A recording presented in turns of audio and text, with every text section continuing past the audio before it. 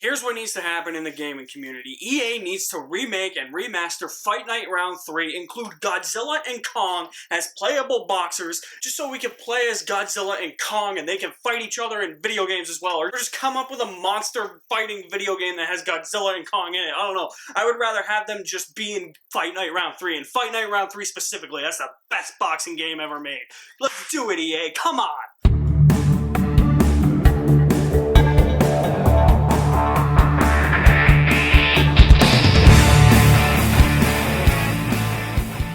Godzilla vs. Kong is now in theaters and on HBO Max. It is the fourth film in Legendary Pictures' MonsterVerse, and in this one, Godzilla and Kong fight, and they kick each other's ass. Going into these movies now, I just want to have some dumb fun, and when it comes to a versus movie, I actually want a versus movie. Seems like lately, or at least since 2000, we've had versus movies that aren't actually versus movies. They're like 1 minute of the title characters fighting, but they're fighting over a misunderstanding, which you could argue this is a huge misunderstanding in this movie between Godzilla and Kong, but at least they fight. Because let's just face it, Alien versus Predator, they're gonna fight!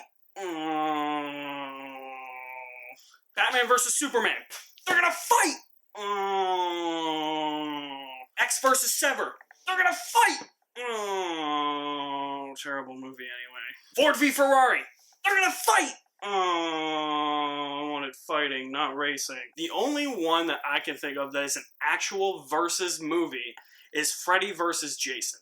So I was a little bit skeptical and tepid going into Godzilla vs. Kong because I wanted it to be an actual versus movie. And I will say, Godzilla vs. Kong does not hold back in that regard. It is an actual versus movie. There is a definitive winner, and that put a giant smile on my face. I had a blast watching Godzilla vs. Kong from start to finish. Is it perfect? Hell no. This is like a Saturday matinee movie that you would just watch just because you want to have some fun at the movies with your family. This is like a Saturday morning cartoon that is on at like 8 a.m. when you're just waking up, and it's the thing that will get you to wake up. But you'll have a shit ton of fun in the process, and that is exactly what this movie delivers. It knows exactly what it is. It is very self-aware. It knows it is ridiculous, dumb, loud, at times really damn stupid. But the movie plays on that premise and delivers all of the glorious monster action you could ask for. Godzilla and Kong kick each other's asses, they hurl each other through buildings,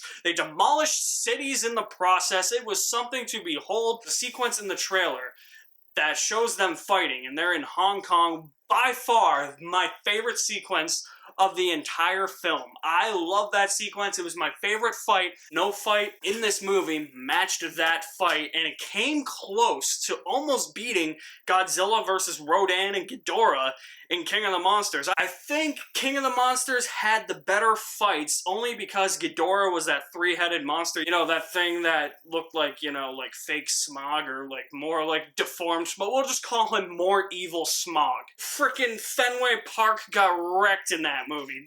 The entire city of Boston got wrecked. But no fight I don't think will ever top that one. But that one fight in Hong Kong in this movie comes tantalizingly close to topping it. It's one of my favorite fights in this MonsterVerse. I was actually happy that a good chunk of the movie we spend a lot of time with Kong. He's only had one movie. I wasn't a huge fan of Skull Island, but the movie does actually attempt to get a bit serious at times in terms of Kong and this little girl named Gia who is deaf and has this connection with Kong. It was actually very cute, and it humanized the character of Kong. If you're going to humanize the two title characters in this movie, Kong is by far the easiest one to humanize.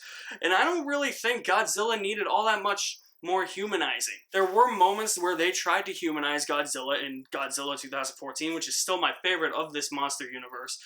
Same with King of the Monsters. So Godzilla has had his times to try and be humanized, to try and get us to have a connection with him. It is now Kong's turn, and I think that the movie actually does a very good job at trying to get us to relate to Kong, to try and see where he's coming from, to humanize him, to get on his side.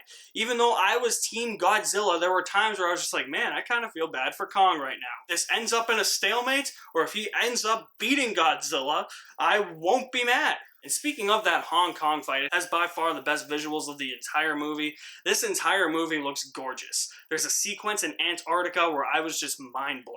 That Hong Kong sequence has a lot of neon lights. It added a lot to that fight between Godzilla and Kong. The sequence felt more alive because of all those lights. The movie felt more vibrant with all of the great cinematography. There's some great cinematography on Skull Island. There's some great cinematography in this other place that has like this like gravitational pull that I thought was really unique. All around, it was just a movie that I really liked to look at. I just like to look at the different locations, the landscapes, the geography of it all, just to see where these two monsters and where these two creatures were going to fight. And that's a big part of what made it worthwhile for me. When it comes to negatives for the movie, the human characters mostly suck, as they have in all three of these movies. Godzilla 2014 probably still has the best human characters. After that, Kong Skull Island especially has terrible human characters. They bring back some of the human characters from King of the Monsters. Ones I didn't care about in the first place. The new characters in here, I don't care about in the first place. Like Deadpool 2 kid is in here. Ugh, why? I don't know what it is about that kid. I just don't like him. Maybe it's because he's annoying, I have no idea. I couldn't really latch on to any of the new characters. They were all just like cardboard cutouts, running around saying a bunch of military commands and all these scientific terms that didn't really matter and tried to sound smarter than they actually were, and the dialogue tries to sound smarter than it actually is, and that really doesn't work for me. And the movie is just populated by these human characters that progress the story along. To an extent, Kong does progress the story. Godzilla really does. In a way has something to do with the story, but he's more of like the background. This is like more of a focus on Kong and the humans, and he drives the story to an extent, but it is mostly the humans here that drive the story, and I just didn't care. Every time it cut back to the humans, at least a couple factions of the humans, there's one human played by Brian Tyree Henry, where I was like, I'm on this guy's side. He's not a well-fleshed-out character.